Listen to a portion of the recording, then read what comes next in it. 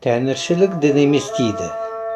Біздің мүйізі қарағайдай ғалым, тарихшы, дінтанушы, философтарымыз. Арабтарды өзін пайғамбармын деп жариялап, бір құдайшылықты насихаттау, соған иландыру, көндіру, мәжбүрлеу басталғанда, арабтар ата-бабамыздың дінінен бас тарта алмаймыз деп қарсыласты.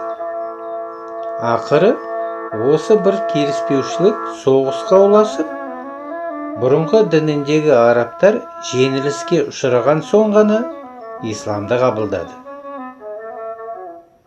Сонда деймін-ау, қыздарын жерге көмген 7 ғасырдағы арабтарында өліспей беріспейтін дін болады да, оған дейін талай қағанат құрған біздің ата-бабаларымызда жай ғана сенім болған екен.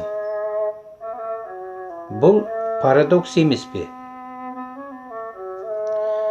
Хош, сонымен бұрынғы дініндегі арабтар соғыстан ту-талақай жеңілгесін ғана байырғы дінінен бас тартты, ал біз қай соғыста жеңіліп қалдық?